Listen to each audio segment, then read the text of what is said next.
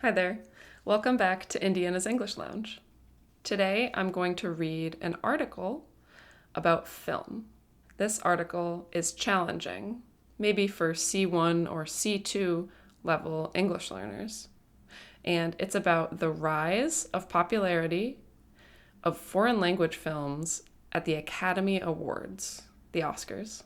This video is intended for listening comprehension practice. I'll provide some questions at the beginning of the reading and the answers at the end. But you could also use it for shadowing. So if you're working on pronunciation or accent, please pause the video after each sentence that I read, and then you can repeat after me, trying to mimic my pronunciation and intonation. After the article, I'll share a little more information about a handful of expressions that were in the article. I will highlight those in red. Please watch through to the end for a little extra writing practice. I would love to hear what your favorite movies are. Don't forget to like and subscribe for more similar English language learning videos. Okay, let's get started. Question 1. How many non-English language films were nominated for an Academy Award for Best Picture this year? Question 2. How much of Hollywood's revenue came from foreign markets during World War II? Question 3. What is the name of the new awards category introduced in 1956? Question 4. What is the stipulation for a foreign film in the Best Foreign Language Film category to be nominated as Best Picture? Question 5. Describe the process a foreign film must undergo to secure an Oscar nomination as its country's entry. Question 6. Describe one of the new main criteria that a film must meet for a Best Picture nomination starting in 2024. How non-English language cinema is reshaping the Oscars landscape. By Carrie Hegarty, Associate Professor of Film Studies, Miami University. Over the past few years, the Oscars have taken a decidedly international turn. This year, of the 10 films nominated for an Academy Award for Best Picture, 3 of them, Anatomy of a Fall, Past Lives, and The Zone of Interest, are non-English language films.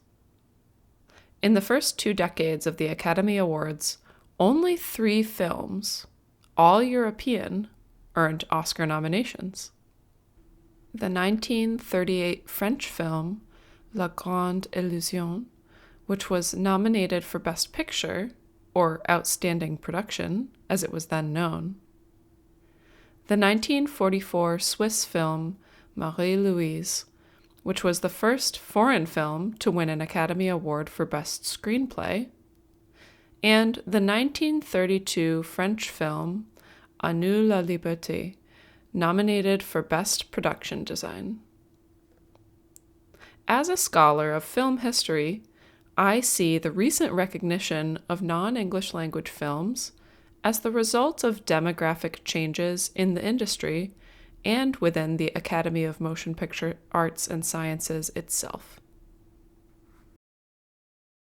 Hollywood's dominance wanes. During World War II, Hollywood experienced record financial success, with 1/3 of its revenue coming from foreign markets, mainly the United Kingdom and Latin America. The industry leveraged the appeal of American movies to employ them as cultural ambassadors to promote democratic ideals. Notably, a popular film like Casablanca not only entertained audiences, but also served as potent anti-fascist propaganda. After the war, co-productions and distribution agreements with foreign studios opened new markets, boosting Hollywood's economic influence and reinforcing English language cinema's global dominance. However, by the late 1940s, Hollywood experienced some challenges. Studios lost an antitrust case that challenged their monopoly over producing, distributing, and exhibiting films, while television threatened to siphon away theatergoers. With studios undergoing major budget and production cuts, a 1949 Fortune magazine article posed the question, movies, the end of an era? During that same period, art film movements in nations such as Sweden, France, Italy, and Japan arose to contest Hollywood's dominance, breathing new life into the cinematic arts. These works contrasted sharply with Hollywood films, many of which had become formulaic by the 1950s and were constrained by an outdated censorship code. A category of their own. Between 1947 and 1956, foreign films received honorary Oscars, with France and Italy dominating the accolades. In 1956, the category of Best Foreign Language Film was officially established as an annual recognition, marking a pivotal moment in Oscars history. However, any film nominated in that category is also eligible to be nominated in the broader Best Picture category. The only stipulation is that it needs to have had a theatrical run in a Los Angeles County commercial movie theater for at least 7 consecutive days. Until this year, only 10 foreign films have garnered this dual nomination. In 2020, the South Korean film Parasite became the first non-English language film to win both Best International Feature Film, formerly known as Best Foreign Language Film, and Best Picture. Director Bong Joon-ho also won the award for Best Director that year. Accompanied by an interpreter, he gave his acceptance speech in Korean. During the 2019 Oscars, Mexican director Alfonso Cuarón, introduced in Spanish by actor Javier Bardem, accepted the Academy Award for what was then still called Best Foreign Language Film for his film Roma. During his speech, he joked that he had grown up watching foreign language films and learning so much from them. Films like Citizen Kane, Jaws, Rashomon, The Godfather, and Breathless. Breathing new life into film. Cuarón's comments wryly question why English is considered the default language of a global industry. They also highlight how the categories of Hollywood film and foreign film aren't necessarily mutually exclusive. As in the past, many of the filmmakers pushing the boundaries of the medium are from outside the US. This isn't due to a lack of talent within the US. Instead, it's largely due to a lack of institutional funding for independent productions. On the other hand, in countries such as France, Germany, Canada, South Korea, and Iran, there are state-sponsored programs to support filmmakers. These programs, which aim to promote national cultural expression, allow for more experimentation. In recent decades, the cinematic landscape has been revitalized by movements from abroad, such as Denmark's Dogma 95 Collective, South Korea's IMF noir genre, and Greek weird wave films. Filmmakers associated with these movements often transition to making English language cinema. Take Yorgos Lanthimos, director of the Best Picture nominee Poor Things. Lanthimos first gained recognition for his contributions to the Greek weird wave, a cinematic movement that uses absurdist humor to critique societal norms and power structures. It emerged during the country's economic crisis in the 2010s. Similarly, Parasite director Bong Joon-ho, known for his earlier Korean language films, is emblematic of the IMF noir movement, which explored the profound repercussions of the late 1990s financial crisis in South Korea that was caused by policies dictated by the International Monetary Fund. The nomination process. As Michael Schulman, author of Oscar Wars, argues, viewing the Academy Awards as a pure barometer of artistic merit or worth is a mistake. Numerous factors, including the aggressiveness of Oscar campaign strategists and publicists working around the clock, as well as the composition of the awards committee, exert great influence over the outcome. In the case of foreign films, the process is twofold. To secure an Oscar nomination as a country's entry, a foreign film must first gain approval from a committee in its native country. It is then submitted to the Academy of Motion Picture Arts and Sciences and subjected to a vote by the Academy. Only one entry is allowed per country. The intricate dynamics of this process are illustrated by the case of the French film Anatomy of a Fall, which was nominated for a Best Picture Academy Award, but not Best International Feature from France. This decision was influenced by France's small national nominating committee, which, disconnected from the current climate of the US Academy, favored the nostalgic culinary romance The Taste of Things, starring Juliette Binoche. A more diverse Academy. The role of the voting committee in determining which films even reach consideration cannot be overstated. Over the last few years, this is what has most radically changed in the Academy. In 2012, its composition was 94% white, 77% male, and had a median age of 62. As highlighted by Schulman, the #OscarsSoWhite controversy in 2015 spurred changes to the Academy's makeup in the hopes of addressing the industry's under-recognition of the achievements of people of color. There was also a concerted effort to enhance geographical diversity and infuse the awards with a more global perspective. In 2016, the new invitees to the Academy were more diverse.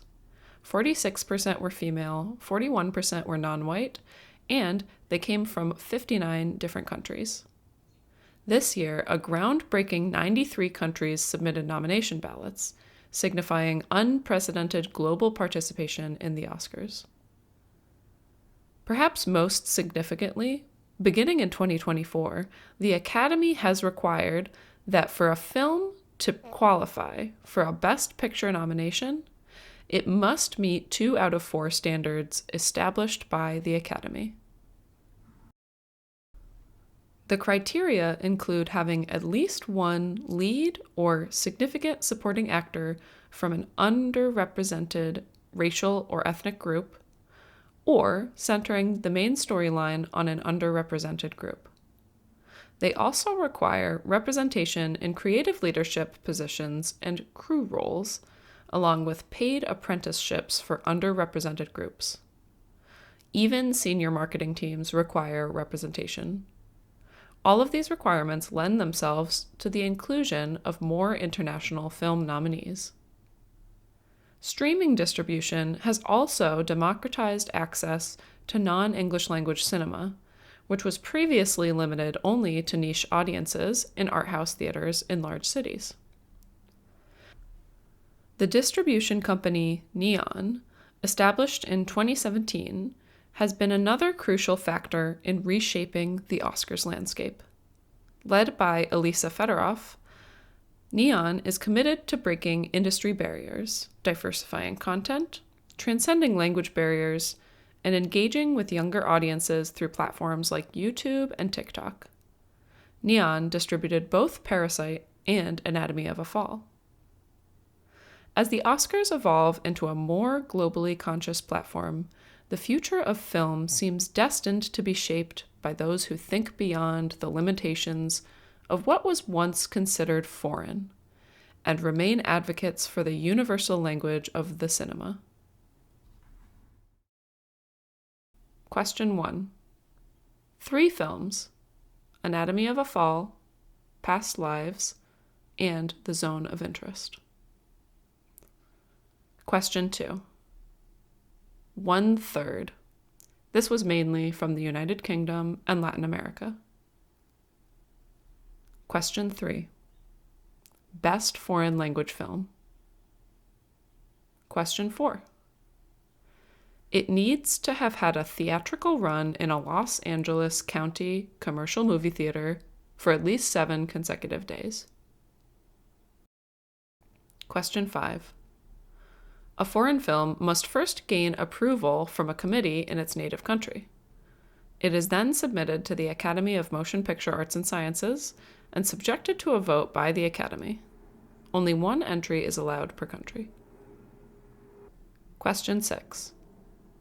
Having at least 1 lead or significant supporting actor from an underrepresented racial or ethnic group, or centering the main storyline on an underrepresented group, or representation in creative leadership positions and crew roles, or paid apprenticeships for underrepresented groups. Okay, I highlighted 5 expressions in that article: nominated and nomination. To nominate means to choose as a candidate for a contest or an award. A candidate is one of many possible options for a contest or an award or a job. I want to make it clear that being nominated for an award or in an election is not the same as winning that award or election. Being nominated gives you the chance, the opportunity to possibly win, but it does not guarantee it. So you could say, the political primaries in the spring determine who will be nominated as the presidential candidate. Or, that author's debut science fiction novel was nominated for countless awards. Siphon. The article says that people working in Hollywood in the 1940s were worried that television was going to siphon away moviegoers. Literally, to siphon means to suck a liquid from one container and move it into another container. Figuratively, it means moving someone or something from where it should be to somewhere else. We often use siphon to talk about stealing money, as in the corporate executive was siphoning money out of company accounts. We can also use it to talk about consumers or groups of people, as in the rise of food delivery apps is siphoning customers away from sitting down and eating at restaurants. Formulaic is an adjective that describes something that follows a set pattern or formula. This is used in a negative way because it's boring, unimaginative, and predictable. For example, all of that director's films are so formulaic. I can predict the plot twist 10 minutes into each movie. Or, essay writing for standardized tests is often very formulaic. Just practice with the guidelines in the test prep book and you'll do great. Stipulation. This word was mentioned in one of the comprehension questions. A stipulation is a condition or a requirement set as a part of an agreement. For instance, parents might let their teenage son stay out until midnight with the stipulation that he shares his location with them. Or let's say there's a job fair in town. The job fair says that anyone is allowed to attend for free with the stipulation that they are looking for a job and they're between the ages of 18 and 30. Barometer. The article quotes an author who says that thinking of the Oscars as a pure barometer of artistic worth or merit is not a good idea. Literally, a barometer is a tool that's used to measure air pressure, but we often use it figuratively to describe something that indicates a trend or change in society. For instance, public opinion polls are used as a barometer to gauge the approval ratings of politicians. You could also say that researcher used pop music charts as a cultural barometer to analyze changes in preferences over time. I really love international films. I watch a lot of Japanese and South Korean cinema.